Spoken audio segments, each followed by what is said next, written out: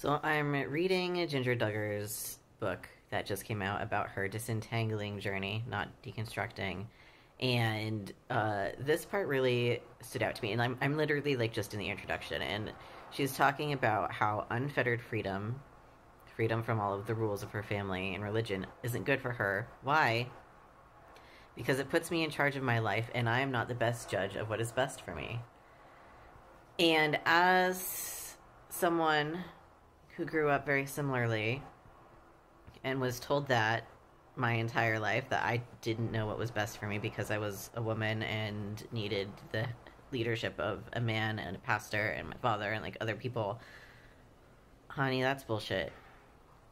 Not being indecisive and not having preferences and feeling worried about that is trauma. It's not that you don't know what's best for you. And it's important to add to that I'm not a therapist. I'm not trained in mental health in any way.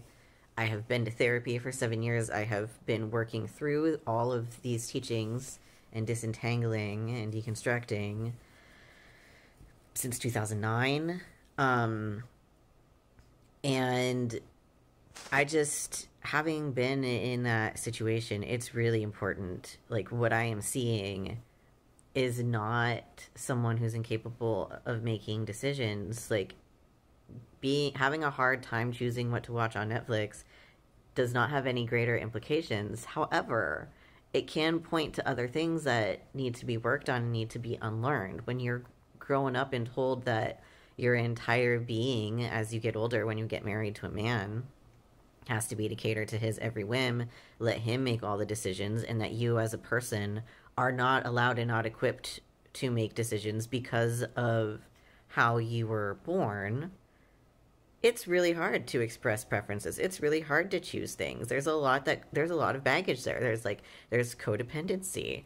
There's people pleasing. There's a lot of like traumatic experiences from being a kid and expressing a preference and having that be dismissed or belittled or being punished for doing that. Like, I've been in a relationship with my current partner for 7 years, and it's still a struggle for me to this day to say, I want to watch this on YouTube instead of that.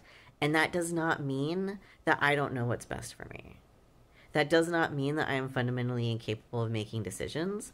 All it means is that I have work to do still to this day to tell myself, to tell those traumatized parts of me, those parts that were told over and over again, I have no right to want something or to express a want, that it's safe to do so.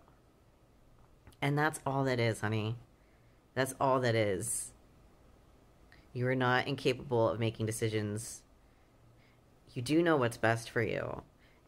The only person who knows what's best for you as a person is yourself. Take it from a trans person. Sometimes the scariest thing that we have to do is choose to believe that we know what's best for us and then act on that.